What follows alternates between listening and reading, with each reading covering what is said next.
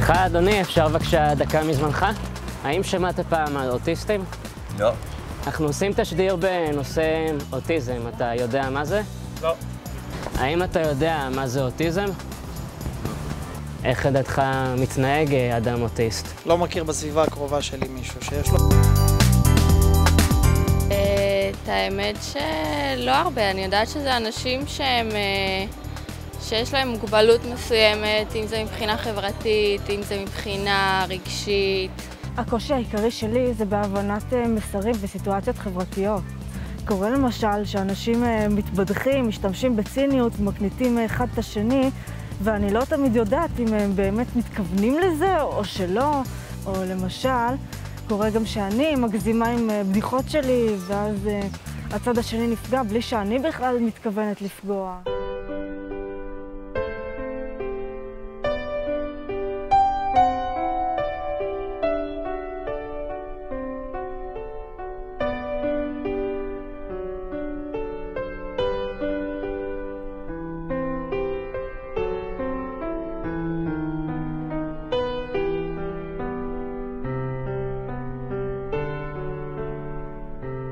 אני מרגיש שהחברה בישראל היא לא מקבלת אותי מספיק כמו שאני רוצה.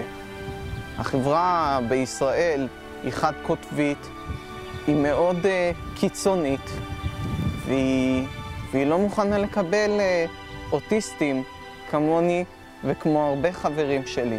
הם רוצים להשתייך לחברה, ובעצם הם לא מסוגלים להשתייך לחברה, כי זה לא באופן של ההתנהגות, איך שהסביבה משתנה, איך שהסביבה כאילו מתנהגת. מפחדת להיחשף, כי אני מפחדת איך שהחברה תתנהג אותי. ההתנהגות שלו היא אחרת, היא שונה משלכם, הוא צועק יותר, יכול לצעוק יותר, להשתולל יותר במקרים מסוימים. החוויה שלי היא שבמהלך השנים האחרונות אני עברתי תהליך של קבלה עצמית.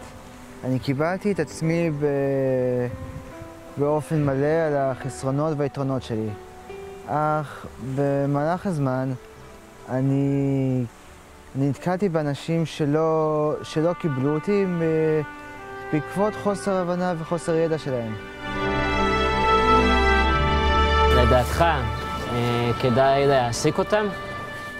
כן, ברור יש מקומות שמעסיקים אנשים כאלה עם פיגור כזה או אחר, והם חלק ממש משתלבים יפה בתחום התעסוקתי. לדעתך, אוטיסטים יכולים להיות עובדים מקצועיים כמו כל בן אדם בלי אוטיזם? לא נראה לי יפה. אם עכשיו בן אדם אוטיסט יבוא עם פה מלצר, יש אנשים שלא יאהבו את זה, אתה מבין? הסביבה לא יקבלו אותם. גם בתור בן אדם רגיל בדרך כלל קשה, אז איך הם יש לו במצב של אוטיסט ומשהו כזה. אני חושבת שהם בלימודים גם יש להם בעיות, לא רק בעבודה. הקשיים שנתקלתי בהם בעקבות האוטיזם היו חוסר סובלנות בעבודה. הייתי מגיע לעבודה והיו נותנים לי הוראה מסוימת, מטלה, ולא היו מפרטים אותה לפרטי פרטים, ולכן לא ביצעתי אותם כמו שצריך. ואז הוא היה רואה את זה ומגיב בחוסר סובלנות. ניסיתי לחפש עבודה פה בקריית שמונה, ולא מצאתי בקריית שמונה, אלא מחוצה לה. וזה משהו שמכעיס אותי, זה משהו שפוגע בי, זה משהו שאני נעלב ממנו. האם אפשר לשלב אוטיסטים כאן בבית קפה הזה? זה תשאל את הבוס. כאילו, אני בעד, בכל מקום אפשרי, רק להכניס אותם לשלב, אבל זה כבר את הבוס. איך אפשר לעזור לו? אין לי מושג. אנשים ששמעו על התסמונת הזאת, אספרגר, הם באים עם תפיסה, כאשר הם נפגשים עם אחד, שכל מי שיש לו אספרגר יש לו אותם ליקויים כלליים שהם שמרו להם שלכל האנשים עם אספרגר יש, אבל הם לא תמיד מעקלים את העובדה שלכל אחד עם אספרגר יש את הקשיים או את האי-הבנות הייחודיות לו. ברגע שיהיו איתי סבלניים בהתחלה, זה יעזור גם לי וגם משתלם לצד השני.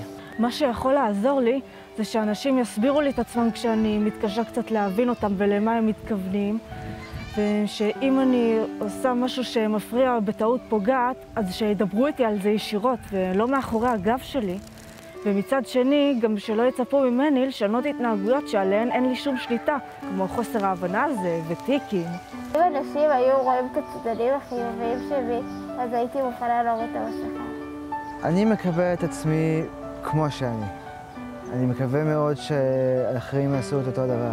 תפתחו את הדלת ותאהבו את האוטיסטים ואת כל בעלי המוגבלות כמו את עצמכם. תפתחו את הדלת לעוד הרבה שנים של שוויון, של צדק, של אהבה.